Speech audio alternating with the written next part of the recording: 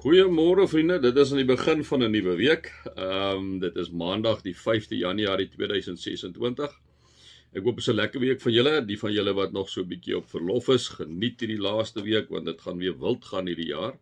Geniet dit, rus ter dee uit, moet nou nie te veel dink oor die werk nie. Die werk gaan altyd daar wees. So rus lekker, geniet hierdie laaste paar dae, moet nou nie gespanne raak hierdie laaste dae daar die werk. Hoe sê die Bybel? Jy kan nie 1 L, jy kan nie 1 sentimeter by jou lengte voeg deurdat jy gespanne raak nie. Ons span hierdie laaste week anders mors hou hom ook nog op deurdat jy nou begin dink aan die werk en gespanne raak en al daai tipe goed. Vat so 'n lekker rustige meditasie sessie vir jou, gaan sit, laat jou bene ontspan en jou voete ontspan en alles en geniet hierdie laaste week. Kom ons raak net so vir 'n wyle stil. O Heilige Gees, baie dankie vir die tyd waarin ons kan wees, die tyd, Here, waarin ons weet dat U by ons is, dat ons nooit daaraan hoef te twyfel nie. Here, al val die wêreld rondom ons uit mekaar uit, dat ons een ding weet. Here, U is in beheer op 'n manier wat ons nie weet nie. Here, U is teenwoordig nog deur al die eeue, deur al die oorloë gewees, deur al die swaar kry gewees, deur alles, deur die goed gaan tye, die gry tye, U is daar. Here, dit getuig ons geloofsmaas, paas, oupas, oumas, oupa grootjies en ouma grootjies deur jare en eeue heen. U was altyd daar. En Here, ons wil vir U kom sê dankie dat ons nooit hoef te twyfel aan U teenwoordigheid nie. Amen. En mag daar vir julle genade en vrede in oorvloed wees, omdat julle God ken, Jesus ken en die Heilige Gees ken. Nou julle weet, hoe gaan ons gaan maar aan met Kolossense, ek gaan maar so deur die Bybel met julle, ons doen dit nou in die afgelope, ek dink dit sal hierdie jaar die 6de jaar wees, wat ons dit ononderbroke doen. Ek het begin sommer hier in die Nuwe Testament by Galasiërs, as ek dit nie mis het nie, het ons 'n bietjie begin daarby, Galasiërs, Efesiërs het ons deurgewerk, Kolossense het ons deurgewerk, so, ons kom al die Ou Testament uit, het ons 'n klomp goed gedoen en daarna het ek Nuwe Testament toe gekom. Dit is waar ons nou is, ons bietjie by Paulus se briewe wat hy skryf, né?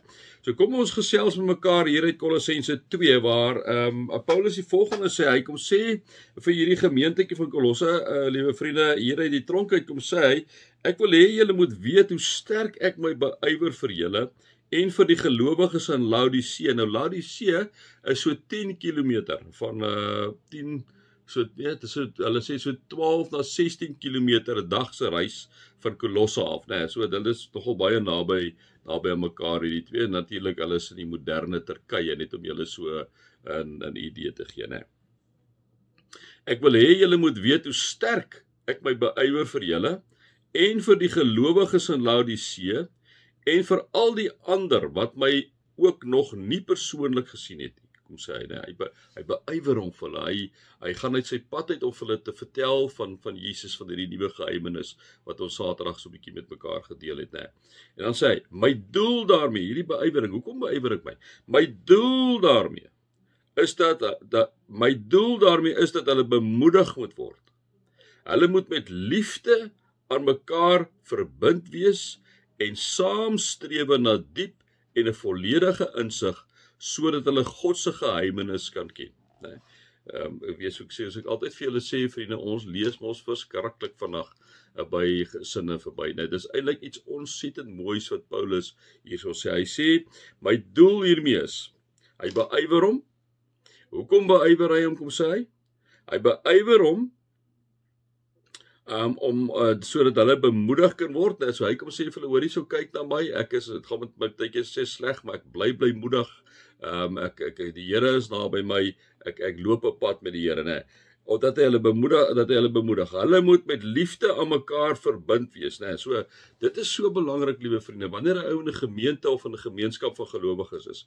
Die een ding wat mense by ons moet sien, by gelowige mense moet sien, is 'n liefde. Is liefde.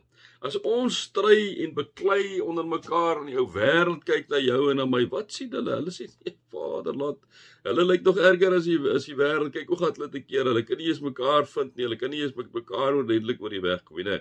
So as so groot onus op jou en met my, dat ons as kinders van die Here binne 'n kerk, liewe vriende, omgewing, weier uit die aard van die saak, jy moet mos nou kerk wees in die wêreld, né? Maar julle verstaan nou, binne 'n kerk, daar vriende, daar's nie tyd plek vir enige liefdeloosheid nie. Daar's nie tyd en plek vir 'n gestreiery en 'n gebekleierery nie, want die wêreld hou jou en my dop. Daarom kom sê Paulus, wat is sy doel daarmee? Is hy beywer om hoekom? Sy doel hoekom hy aan beywer is, hulle moet met liefde aan mekaar verbind wees.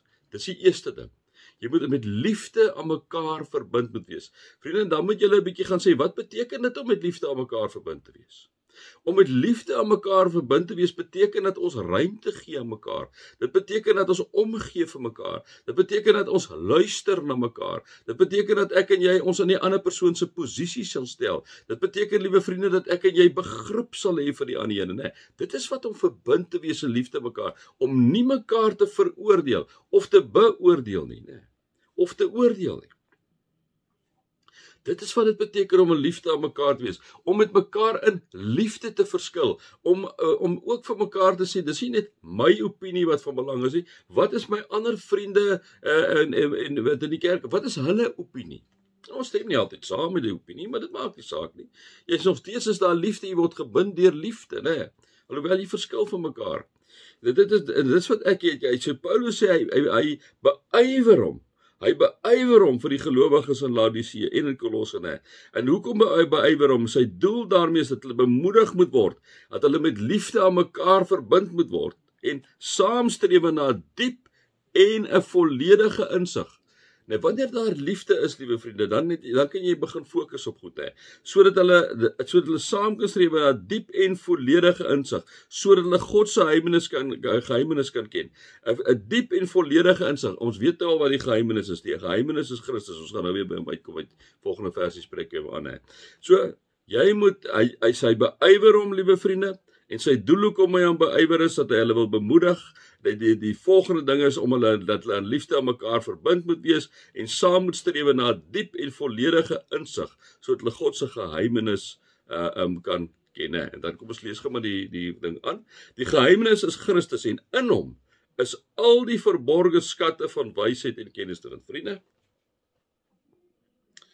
dit is 'n ontsettende groot vers hierdie. Dit is 'n ontsettende groot vers, ook vir die jaar 2026.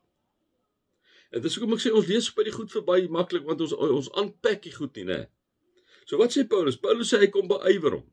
Hy kom beywer hom hier in Laodicea en hy kom beywer hom in Kolosse, om wat te doen? Die doel daarvan dat hy hom beywer is, dat mense bemoedig moet word, dat hulle met liefde aan mekaar moet gebind word, en dat hulle saam moet strewe na diep en volledige insig, sodat hulle God se geheimenis kan ken, né? So dit is om Jesus te ken. So dat hulle saam kan streef, so die liefde, dat hulle liefde aan mekaar verbind wees en saam kan strewe na diep en vol. Wat beteken saam kan strewe? Dit beteken om saam te kyk, maar wat is hierdie geheimenis? Wat kom sê hierdie geheimenis vir ons wat Jesus is? Hoe moet ons lewe kom sê hy vir ons, né? Dat ons 'n volledige insig sal hê in hierdie geheimenis wat Jesus is.